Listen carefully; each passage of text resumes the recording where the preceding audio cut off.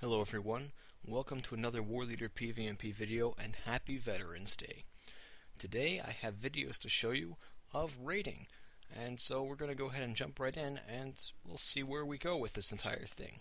Okay, we've just been jumped at East TA Ford, enemy forces coming down, we are coming up, and we're engaging them. I'm setting up right over here trying to get down my flags and other things, and I'm hoping that we can hold them just in front of the rock so that we can ideally use it as a bit of cover and hold them off. Unfortunately, they are pushing a little bit too hard right now, so we're being forced backwards. One problem that we have is some of our guys are starting to get a little bit out of line of sight of their healers and stuff, so I have to back up here in order to get at our leader and other stuff, and by doing that I move out of line of sight of other guys. So we're not using a rock effectively, and we've given up position to our opponents who have just gotten around the other side of the rock. I'm trying to set up over here so I can get to other people. I've lost one of the Reavers in my group, but I'm trying to keep as many guys up as I can, but it's really just not working. And right now I'm getting focused and I'm about to explode. Alright, our leader just called that we're supposed to release because we do have Tirthra in that whole res circle. Unfortunately, we're losing a lot of guys and we've lost multiple healers, so what that basically means is that we're trickling back into the entire engagement zone piecemeal and all getting flattened. Alright, let me hit the hyperdrive so we get right back there. And as you can see as we arrive over here, well, the whole thing is just a mess. We're all scattered to the four winds, and everything's just gone to Bishkek.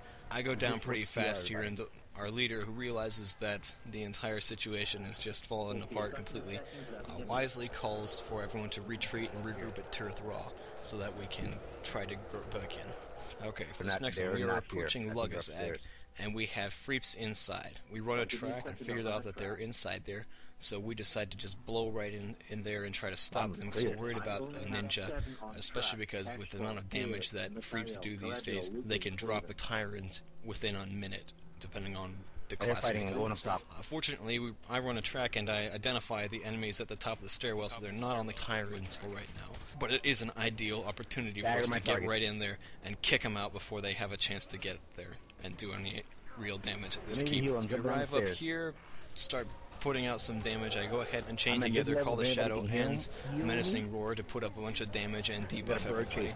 But then I go ahead and drop back down trying to get a heal on our leader Maggot Stew. Alright. While I'm down there and then coming back up, the Freeps realize that they're in a bad position, so they all run away except for one or two that get left behind, like the bomb over here, so we're just hammering him. I'm waiting for him to take off running, but he seems to be almost AFK at this point or something. Okay, they've all bailed out the west side. Jump. And there he goes. I'm chasing. But he's not going to get out of this. So the bomb goes down, look, I see them. and they all jumped out to the right, and we decide that we're going to go ahead and pursue. Gonna need a bubble if there's a war, See Maggot's in trouble, toss him the bubble immediately, don't worry about trying to go for heals and stuff, give him time to recover. Jump Menacing Roar. I love Menacing Roar after the patch and everything. It does that tactical defense debuff, and that stacks between multiple war leaders and even between the same war leader. And so you can really take quite a bite out of people's mitigations if you've got a lot of war leaders dumping that whenever possible. And it's just absolutely fantastic for being able to put down a lot of damage. By the rock, arcade. Alright, I'm focusing on a different arcade than my group leader, but we do have him almost at half health, and Father Damien, as I know, is a fairly proficient healing runekeeper, and any runekeeper can do damage and stuff. So I decide dropping the healer, keeping it from doing damage, that's going to be a decent contribution right now, so just go ahead and put damage in where I can count, and then turn on the hunter, because hunters are squishy and hit hard when they're not harassed. Right now this has turned into a rout for the Freeps, and basically we're just mopping them up. I spot a lore master, so I go for him. Unfortunately, I do not get the interrupt here on that, but you know, he's dead anyway.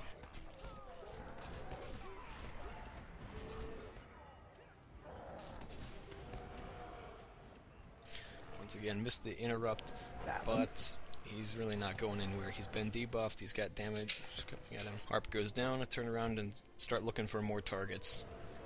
Because we've got the entire situation controlled, so I'm not even bothering to fire off my heal right now.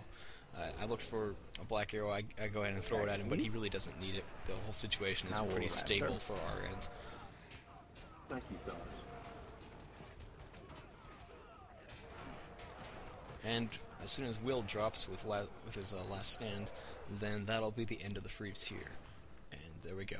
Alright, here we are. We're just south of Dargas Egg. This is a tribe raid, and it's a different day. And we came right over the top of the hill and straight into the Freeps, and my target got away we go. BAs. I find a Runekeeper. This one has been doing a lot of damage, and one of their foremost members for focus firing stuff. One issue I have is I've got a lot of lag right now. So I'm hitting skills and stuff, but they're not going off for 5 to 8 seconds, and I'm just having all kinds of trouble because of that. But at least my one heal fired off in time to help out Stain there. So we're managing to keep pretty much everyone alive right now. As here, fun more lag. The White Hand, though, which is my tribe, when we run our tribe groups, as you can see, we are one nasty, very effective group of people. And we've identified the enemy's target assistant, and he's also their raid leader, and we are taking him down right now, and he's going to explode now. Alright, find who's shield walling him and start working on that. At this point, there's pretty much nothing left, and so we're just mopping up whatever targets are left, mostly captains and maybe a guardian or two. There we go. And that's it. Alright, so as you can see, that first fight was basically what happens when you're on the side that lacks the unit cohesion and effective coordination. And then we see a more middle example where it's a bit more evenly matched, but we managed to catch our opponents in a awkward situation and then get them to break, and so they lost cohesion there. They could have done better if they'd stayed to try to fight it out. The issue is they were in the middle of an enemy keep, and it would not have gone well for them, especially with Blight and such. And then the third fight, basically, the Freeps there were overmatched in terms of unit cohesion and coordination. You're going up against a group of individuals who are very good at working together, and they also had a numerical disadvantage on top of that, so they really got hammered hard. Alright, one thing I do want to talk about is I've got a lot of footage from this past week or so, and so I'm going to be putting out a couple more videos. Mostly they will be the music video type stuff. In terms of when I make a Lord of the Rings Online music video montage type thing, basically I see that there's 3 types of videos that you'll see out there, and basically the level of quality is based on how much work is put into it with the editing stuff. And I've got, once I put up another one, all 3 types on display for you. The first type is the absolute lowest quality and pretty much no work. Basically, you run perhaps whatever recording program, and then you take your music, and without any editing whatsoever, you just put up your raw footage and your music, and it plays, and that's the end of it. My How I Raid video at the end there, the quote montage there, that's an example of what that looks like.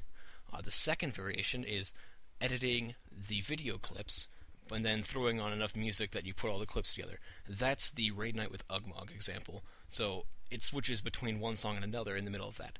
The third example, which I will be uploading right after this video, is when you edit the music and you edit the video clips so that they complement each other perfectly as far as length and everything, and they just mesh so you have one continuous and flowing musical piece that works with itself and doesn't abruptly change or anything in the middle as much as possible. And it works in with the video clips that are cut and edited to work with the musical ebbs and stuff, and it all goes together nicely, and you'll see that very shortly. And also, before I go, I would like to say happy birthday, Mathram, because his birthday was just recently, and he's my little brother and a podcast co-host. So, happy birthday. Alright, well that is all for this time. Ugmog is out.